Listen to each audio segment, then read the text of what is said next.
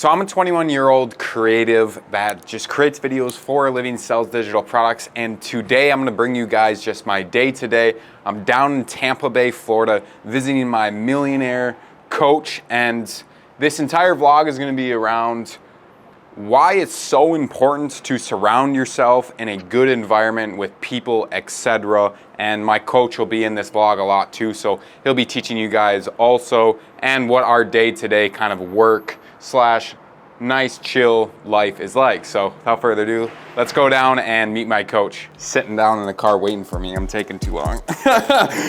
Almost dropped the camera.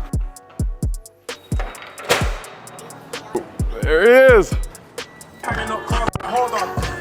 No, that's gonna work. This is my coach, Brian Delamani. Let's say hi. Hey, what's up, guys? How we doing? No, I get coffee this morning. Okay. Treat me. So Brian, why do you think it's super important to surround yourself with like a good environment? I think, well, I mean, you're kind of like a creature of your environment. So I kind of, the way I really realized that a lot was when I moved to my first apartment in Chicago, there was like this walking path by me. And because of that, I just started walking more. Like it was so easy for me to like just walk outside and just walk on this path because it was there. And like before I was living at my mom's and she lived off like a busy road, pretty hard to just get out and walk. Like, you have to like walk on a busy street. Doesn't feel super safe, doesn't feel like peaceful. So that's like a real life example. But I think even more so, you know, obviously you're out here in Tampa and like physically change your location to be around other people that are doing similar things. And I know there's probably a lot of people watching It's that a maybe huge advantage. Huge advantage, but I think there's also a lot of people watching that probably don't have that advantage or don't have the opportunity to have that advantage. But things I did early on to have that advantage are, you know, joining communities, having friends that are like, just make internet friends, like literally through Instagram, through whatever social media platform you use, like connect with people and hop on Zoom calls or Discord or whatever software you want to use. Hop on those calls and talk with them. I was doing that with a lot of my internet friends. Like we'd hop on Discord calls for hours and just surround myself environment-wise with other people that are doing similar things, even though I wasn't physically in the same room with them. And I think another thing, and probably the most important, is the content you're watching. Yeah. So I remember you constantly, he always constantly is talking about this. Yeah, well, I like think the music that you're listening to, what you're watching, stuff like that. Absolutely. I mean, you just become what you watch. So at least for me, like I was editor, creative, I like playing video games. So like I was alone a lot of the time. So like, you know, you are the 5 people you hang around with a lot. But nowadays, I think that saying is still true, but it's shifted a lot. Most of us don't interact with a lot of people on a day-to-day basis. You know, you might go to school and have some friends, or work and have some friends, but then you come home and you're isolated for a while. And then you start spending time with your friends, which is the people you watch online. Yeah.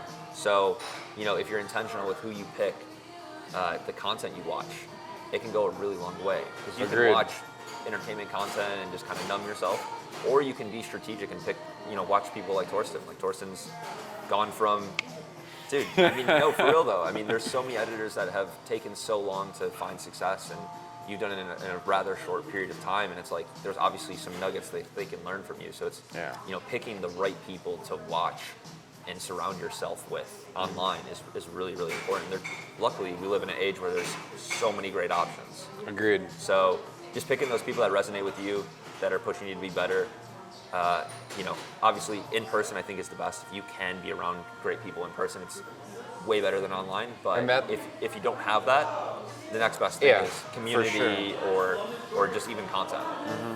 I think that's been the biggest impact when like I've come down here, because you guys don't know, I live in like Minnesota in a really suburb, like terrible environment, like everywhere, there's like crackheads everywhere.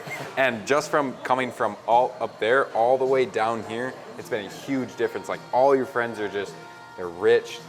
I mean, they're all good looking. It makes you feel like you're better looking and everything like that. They dress well, they just have like super positive vibes. And it really makes you want to be more like them, inspire, and because all your friends are fit, it like makes me want to go to the gym more just because of that.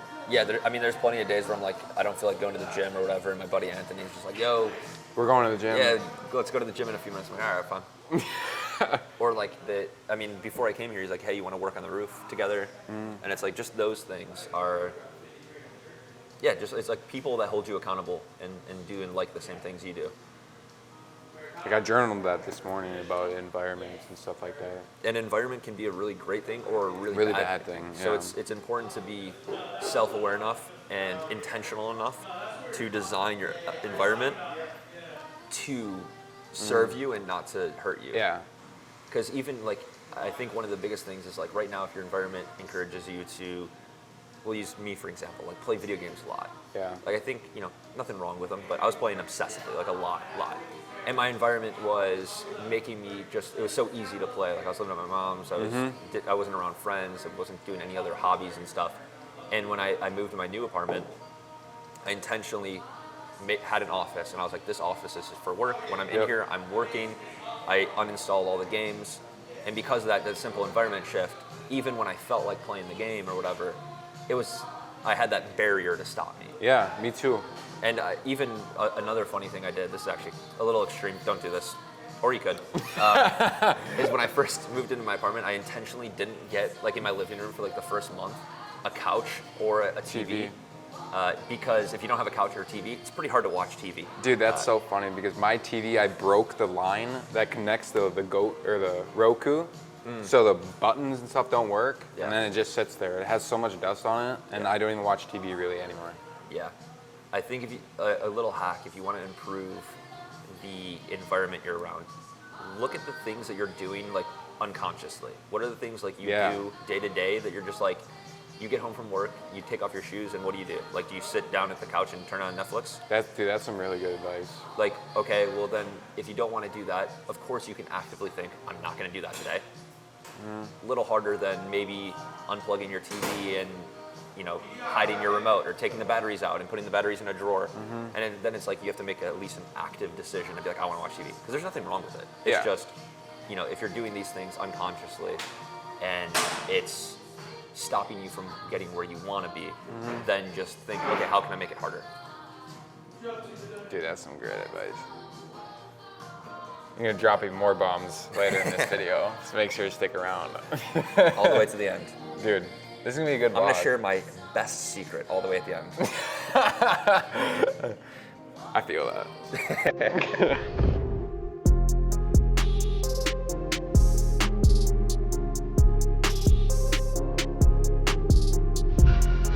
So Brian, since we're eating,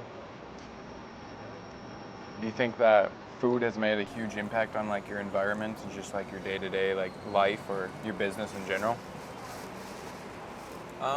Just like the health side of things? I think it's important. I don't think it's the only thing. I actually don't think it's kind of crazy. I feel like food's probably not as important as a lot of people make it seem on social media a lot. I mean, it's definitely important. Like I eat healthy for sure. Like I eat clean foods, whole foods most of the time.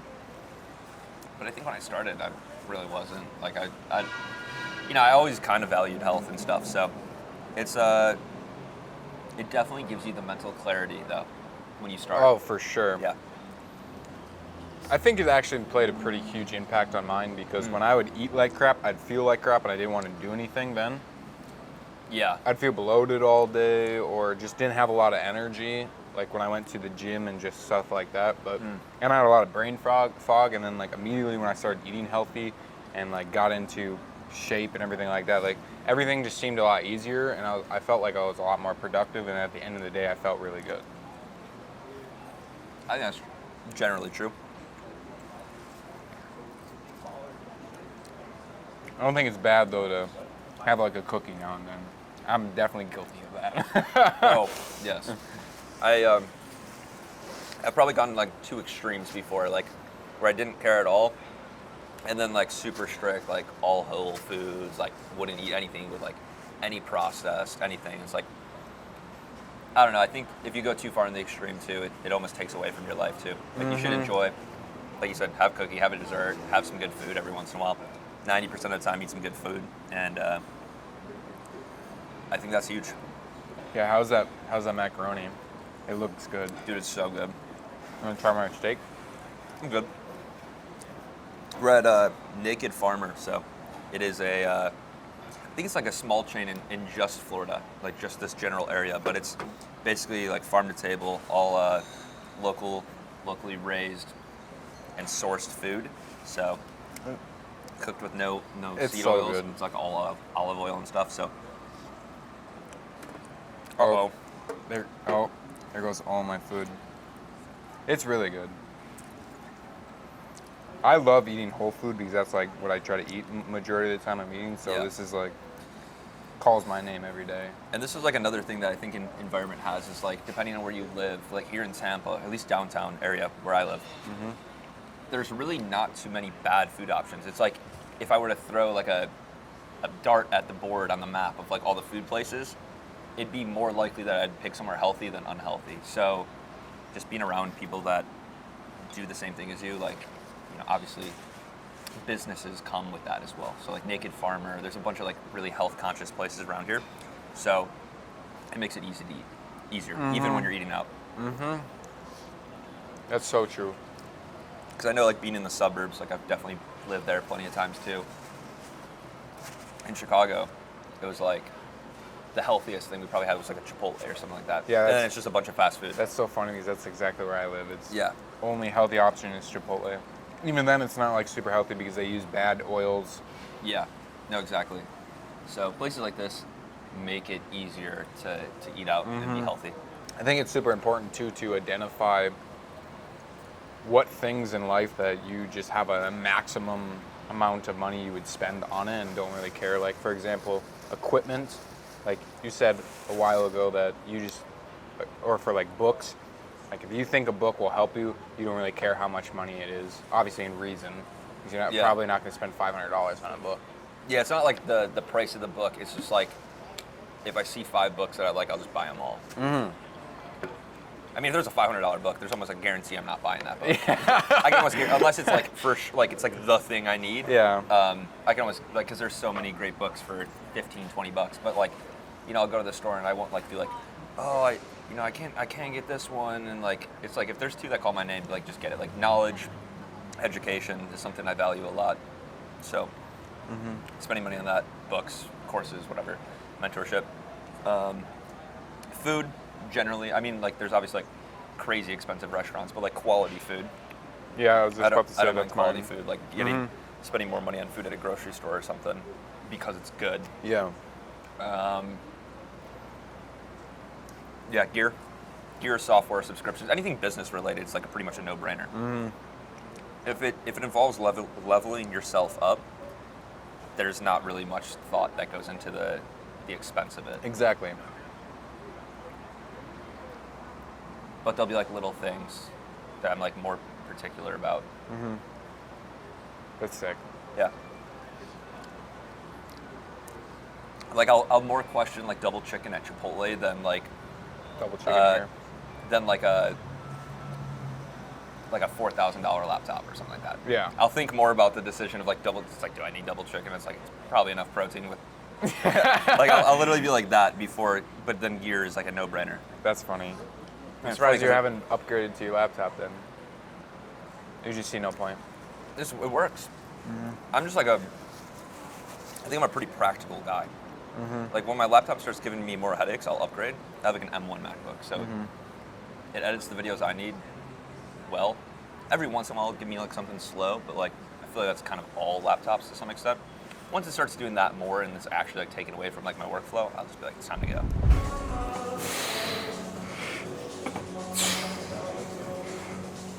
I think we could do like, just add like a 10. A 10 from here? Yeah. We can do that. I think a 110 would be great. Or a quarter. I think a quarter would be heavy, All right, but all right. I'd be down. You got like 15.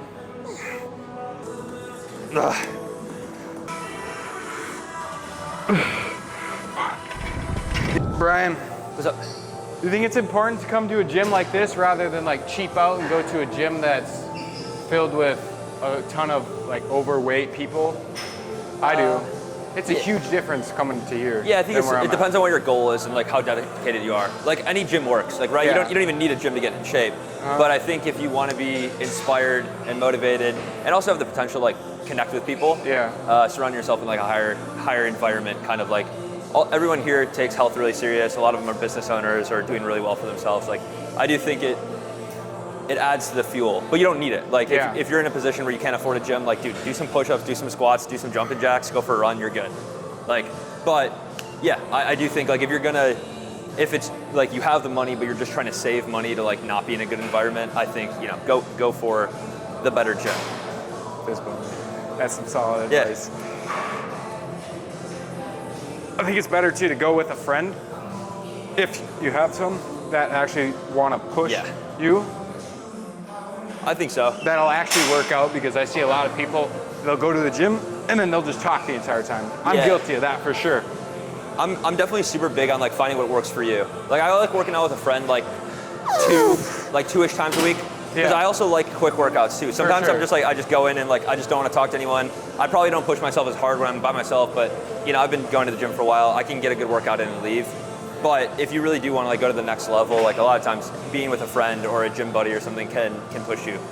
Like there's just times where like I kind of like stop early. You know what I mean? You stop like a few reps early. You just don't do the extra set. Like I don't know. Yesterday when we went with Anthony, a friend here, we literally did the sleds. I hadn't done a sled push in I would never elect. I've never even been. I would never do a sled push by myself. Yeah. But since we were as a group, it was something that was good, and we pushed ourselves. So that was a really good workout too. It was. I'm still feeling it, man. Yeah, it's a good leg workout. All right, get this shit. Let's get it. Maybe. I don't know if it was 15, but the viewers would definitely know. That was 14 and 2.5. Nice job.